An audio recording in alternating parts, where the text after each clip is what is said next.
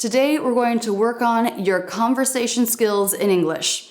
Train your mind to think in English for easier, faster speaking, and we're going to do that by looking at questions for the IELTS Speaking Test Part 1. Part 1 is all about you, and it's conversational. So even if you're not planning on taking this test, it's going to help you with your general conversation skills. This is part of our Think in English series where we get into your mind, we get it to switch to English so you can stop translating in your head. As always, if you like this video or you learned something new, please give me a thumbs up and subscribe with notifications. I'd love to see you back here next Tuesday. Training your mind to think in English has several steps and levels. Today we're focusing on spontaneous conversation. I'm going to ask you a question and I'm going to give you 15 seconds to answer. You can speak out loud or not, you can just think it, but use only English. If the answer has to be more simple than you want it to be in order to stick to English, that's okay. Right now, this exercise isn't about putting together really sophisticated, complicated sentences. It's not even so much about expression yet. It's really about getting your mind to go to English and practicing that. So speak as simply as you need to. I'm going to ask you a question, and if you don't feel like you can answer it in a sentence, then just start saying words that come to mind in English. I'll go over how to get more sophisticated with this kind of exercise at the end of the video. The more you ask your mind to go to English first and you practice that, the better you'll be able to express yourself in English, the more quickly and the less translating you'll need to do. These questions are similar to those you might get in the IELTS Speaking Section Part 1, where you talk about yourself and your family. Let's start today with just one question. You'll have 15 seconds to think or say your answer in English. What kind of art do you like?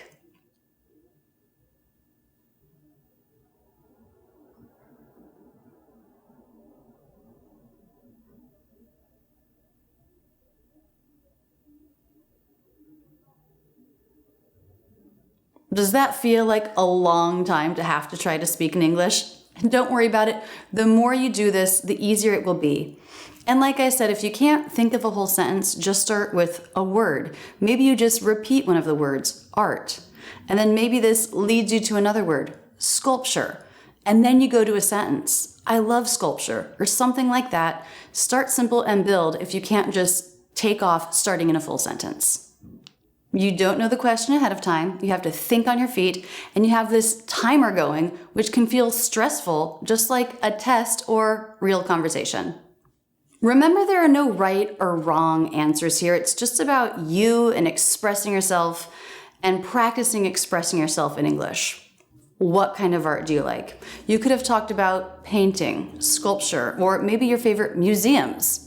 Or maybe you create art. You like to sketch, you like to set up an easel and paint landscapes. Or maybe you're like me, you love the performing arts, opera, dance. I studied opera and I've done some performing. You can talk about your experience creating art. Or maybe you really don't care about art. You could say that. Art has never really interested me. I had to take an art class in college and I found that I was always distracted, staring out the window. You're going to have 12 questions in a row. If you find you have a bit more to say in response to a question, then pause the video and keep going.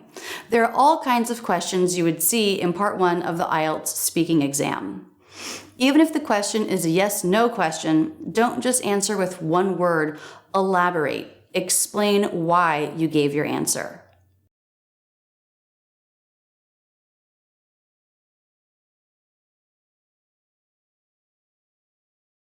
Could you tell me about your typical weekday?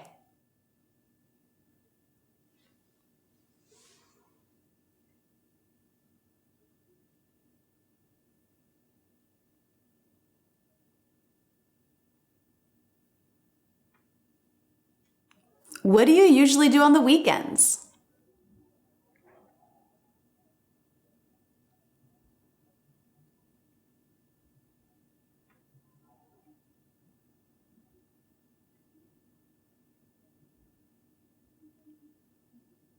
What kinds of books do you like?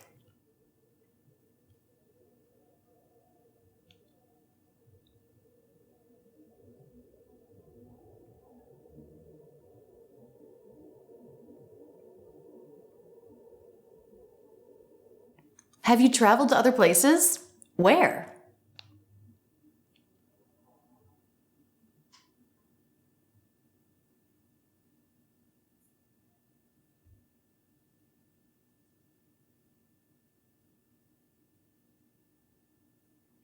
What do you do when you first arrive in a new place?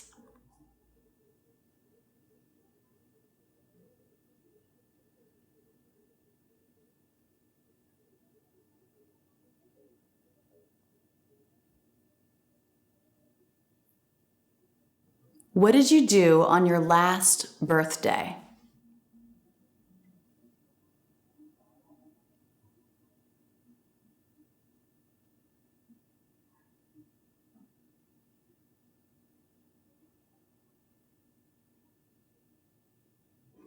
Who are you closest to in your family?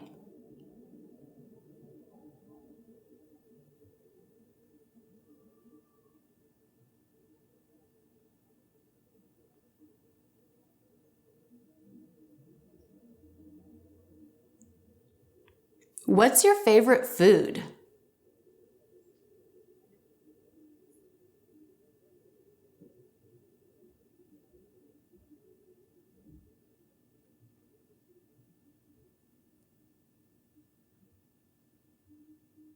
Do you enjoy cooking?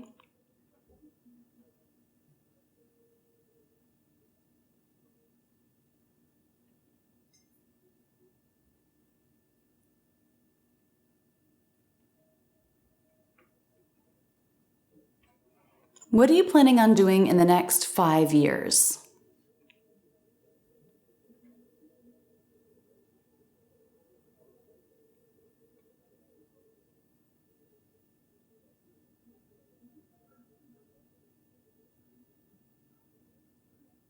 We covered a lot of different topics there, but all relating to you. Probably some questions were easier for you to answer than others. Now we're going to talk through how to get more sophisticated in your answers. Go back and pick 3 of the questions that were the hardest for you to answer. Answer them and write them down. There's no time limit, and you can and should use a dictionary to translate what you need, or put together phrases that express how you feel, or find a better way to express something. For example, let's take the question, do you enjoy cooking? Maybe your answer was no, and you had a hard time coming up with what else to say about that. Let's think now. Why don't you like cooking? Maybe you think it's boring. Well, you can use the word boring. Or maybe you can find a more interesting word or phrase to use. Do a little research. A thesaurus is a great place to go to get synonyms or words with the same or a similar meaning. So I've typed in the word boring here. On thesaurus.com, you can then click on a word to see other synonyms for that word, or you can click over here to see the definition. So this is a way to improve your vocabulary and learn related words, maybe some more sophisticated words than the words you were planning on using. Now, uninteresting, I also don't love that word, but another great thing to do is to go online and search for idioms for, and then whatever word you're looking for. Idioms for being tired, or in this case, idioms for boring. And chances are you're going to find some resources. There are some idioms relating to the word or the expression you're trying to find. Actually, mind-numbing is what I had in mind when I was thinking of another way to say boring. So this can be a great way to make more sophisticated sentences by doing a little bit of research and looking up different ways to say something. Build a more sophisticated answer, write it down, research it, take your time. Then practice that out loud. Study it. You probably won't have this question again, but you will have learned more sophisticated language for expressing yourself. You will have gotten comfortable with a new word or idiom. That will pay off. Then watch the question section of this video again and answer your questions again. When you get to the question that you researched, don't just read your answer, speak it or think it again on your feet, and I guarantee what you put together will be better than what you did the first time. So little exercises like this, trying to say something, researching it, making it better, and then practicing that, this new thing you created. This can really increase your skill in expressing yourself. You know what? If you took the time to research an answer, to write one out, put it in the comments below so that others can study it and learn from it. If you'd like more resources on training your mind to think in English, see this playlist. I make new videos to help you speak better English every Tuesday. Keep your learning going now with this video, and be sure to subscribe with notifications to stay on top of new videos. I also run Rachel's English Academy, where I help my students take their spoken English to the next level. Check it out at rachelsenglishacademy.com. That's it, and thanks so much for using Rachel's English.